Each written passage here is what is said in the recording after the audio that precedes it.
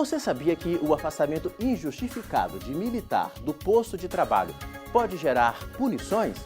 É verdade, mas no programa de hoje você vai ver que se houver licença médica e perícia, a prisão por deserção pode ser considerada ilegal, conforme decidiu o TRF da Primeira Região. TRF1 reafirma compromisso com a sustentabilidade e carros do tribunal começam a ser lavados a seco. Ilhas de coleta seletiva também foram criadas para descarte adequado de resíduos. E a nova fase da Escola da Magistratura Federal da Primeira Região. Desembargadores Souza Prudente e Hércules Fajoses tomam posse na diretoria e vice-diretoria da ESMAF, que recebe em aula magna o vice-presidente do Supremo Tribunal Federal, ministro Dias Toffoli. Acompanhe a partir de agora.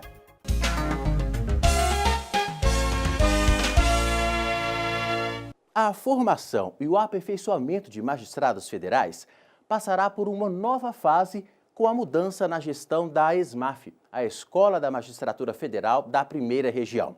Os novos dirigentes foram empossados em solenidade prestigiada por vários juristas em Brasília.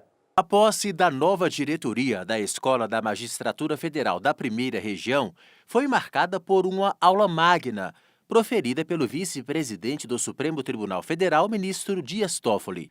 Ele apresentou um histórico da democracia brasileira e dos desafios do judiciário na efetividade dos direitos e garantias fundamentais. O novo presidente da ESMAF, desembargador federal Souza Prudente, destacou a missão constitucional do judiciário como um dos poderes da República. Em entrevista, Prudente revelou a existência de uma diretriz da Escola Nacional de Formação e Aperfeiçoamento de Magistrados, a ENFAM, que determina que instituições como a ESMAF funcionem como escolas superiores. E é o que vai acontecer a partir de agora. Estou obediente a essa disciplina normativa da Escola Nacional da Magistratura, que é a ENFAM. Nós propomos, esta correção no título da nossa escola e adjetivando o termo superior por força da isonomia que a magistratura federal deve ter com o Ministério Público Federal e o Ministério Público da União, que já possui uma escola superior do Ministério Público da União. E a nossa também é uma escola superior. O orador principal da cerimônia também destacou a importância do reforço que o TRF1 vai dar na formação dos magistrados. Aqui na Primeira Região, com certeza, com a direção firme e sempre bastante dedicada do desembargador Souza Prudente, a escola continuará a prestar esse serviço e aprimorar, trazendo mais e mais debates, discussões, aperfeiçoamento. Eu vejo que a formação dos novos magistrados nessa seara moderna e que deve ser regida por pesos e contrapesos, porque ao mesmo tempo é necessário avançar, o progresso também exige alguns sacrifícios, mas o balanceamento dessas duas forças há de nortear essa nova escola. O arcebispo emérito de Brasília, Dom José Freire Falcão, fez uma bênção especial para a ESMAF e, durante o evento de abertura da nova fase da escola, juízes que vão compor o Conselho Consultivo da ESMAF destacaram a tarefa que tem pela frente. Nós vamos estruturar um plano de metas, estruturar um projeto político-pedagógico para a escola. Construir um plano pedagógico definitivo para a escola que seja que ultrapasse essa e as próximas gestões e realmente construir da forma mais diversificada em termos de temas, de tópicos possíveis, cursos e aperfeiçoamentos que realmente contemplem as necessidades dos juízes da Primeira Região, levando em consideração também os temas específicos que são julgados pelos magistrados, a necessidade de formação de um perfil mais humanista do magistrado da Primeira Região. Se depender da expectativa positiva e da confiança de magistrados e educadores na nova direção, a ESMAF terá pela frente um período de formação e experiências efetivas. Já participamos no passado da história da Escola da Magistratura Federal da Primeira Região.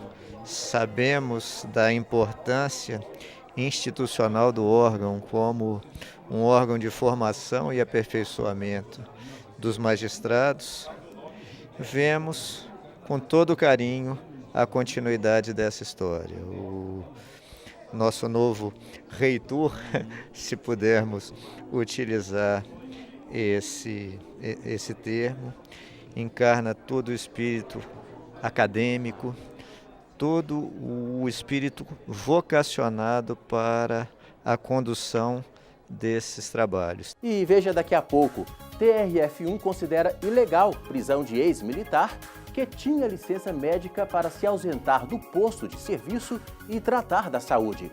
Tribunal reafirma o compromisso com a sustentabilidade e carros oficiais começam a ser lavados a seco. Detalhes, já já!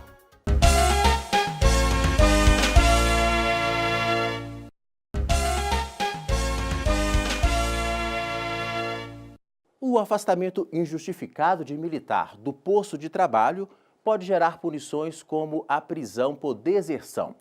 Mas, se as ausências estão respaldadas por licença para tratamento médico, devidamente avaliadas por junta médica militar, a prisão pode ser considerada ilegal.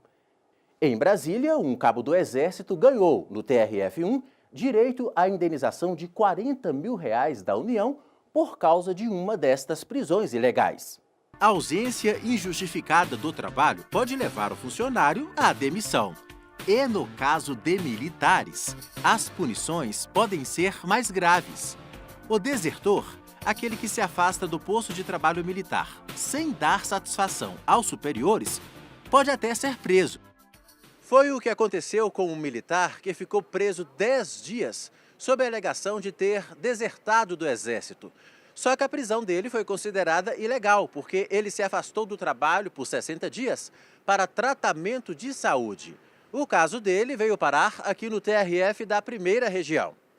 Os desembargadores da 6ª turma do tribunal condenaram a União ao pagamento de R$40 mil em indenização ao ex-militar, mantendo sentença que havia sido imposta na primeira instância pela 16ª Vara Federal de Brasília.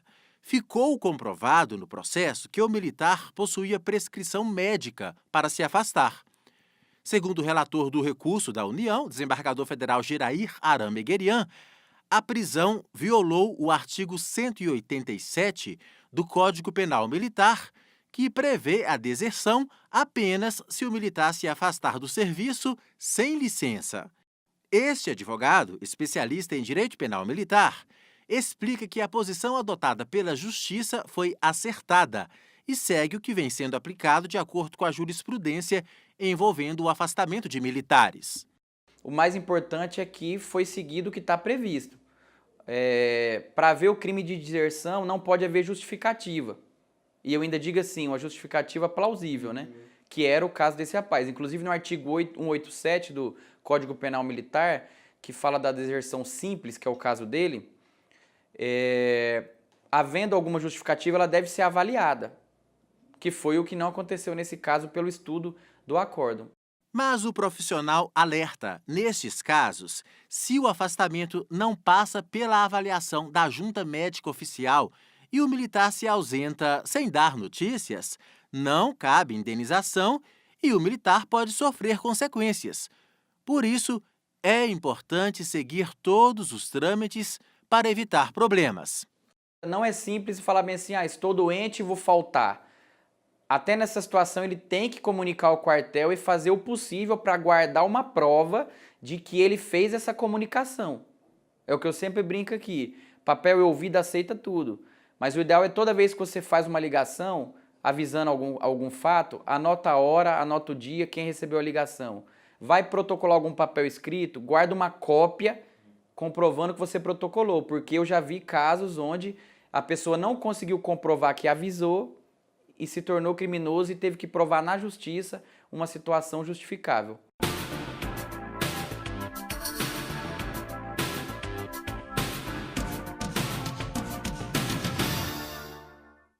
E a gente termina o programa de hoje falando sobre meio ambiente. O TRF1 reafirma o compromisso com a sustentabilidade e os carros do tribunal começaram a ser lavados a seco. Ilhas de coleta seletiva também foram criadas para descarte adequado de resíduos, conforme mostra a repórter Daniela Garcia. O balde com esta quantidade mínima de água serve apenas para lavar os panos usados na chamada biolavagem. Isso porque os carros do TRF da primeira região só são lavados assim agora, a seco. Os veículos ficam limpos da mesma forma e o tribunal economiza água e energia, porque antes os automóveis eram lavados com a máquina. Aí da escassez de água, né? E também uma exigência do tribunal através do plano de logística sustentável. Aí despertou isso, a gente veio tentando e graças a Deus conseguimos implantar, né? E está aí funcionando já desde o dia 7 de fevereiro, né? Gerando uma economia. Na lavagem a seco são fornecidos pela empresa contratada sem nenhum acréscimo de valor no contrato, já que somente houve a substituição dos materiais de polimento pelos de biolavagem. Com a implantação deste sistema, o TRF1 economiza 95% de água no total gasto com a lavagem dos carros. Hoje, eles não querem mais lavar com água, porque a água, né, se molha na época do frio, né, complica e tal, né? Agora todo mundo está gostando mesmo, né? E o compromisso com a preservação do meio ambiente vai além. As unidades do tribunal já estão montando as chamadas ilhas de coleta seletiva, usando as próprias lixeiras que ficam embaixo das mesas. Elas são colocadas em um determinado espaço do setor e o descarte do papel, do plástico e do lixo não reciclável é feito nos locais específicos. É uma questão que vai muito além do ambiente corporativo, a questão de sobrevivência da humanidade, né? Quando a gente gera o resíduo que ele não é tratado da forma adequada, então ele vai para os oceanos, ele vai para o meio ambiente em si, né? E quando nós, como um órgão público, um tribunal, faz o seu papel de separar o seu resíduo bonitinho, nós estamos colaborando com o meio ambiente, em primeiro lugar, né, com a sobrevivência, né, nossa sobrevivência, e também com um futuro melhor. Nos corredores do tribunal já existem lixeiras separadas para diferentes tipos de resíduos. O que a gente está buscando é fazer a separação de todo o lixo, porque hoje o tribunal paga pelo recolhimento do lixo que é produzido dentro do tribunal. E uma parte desse lixo pode ser reciclado. E a gente tem convênios com as com coletores de lixo reciclado, né, que levam esse lixo sem que a gente precise pagar por eles. Então, assim, isso vai impactar economicamente para o tribunal, diminuindo as despesas que a gente tem hoje com o lixo que a gente produz.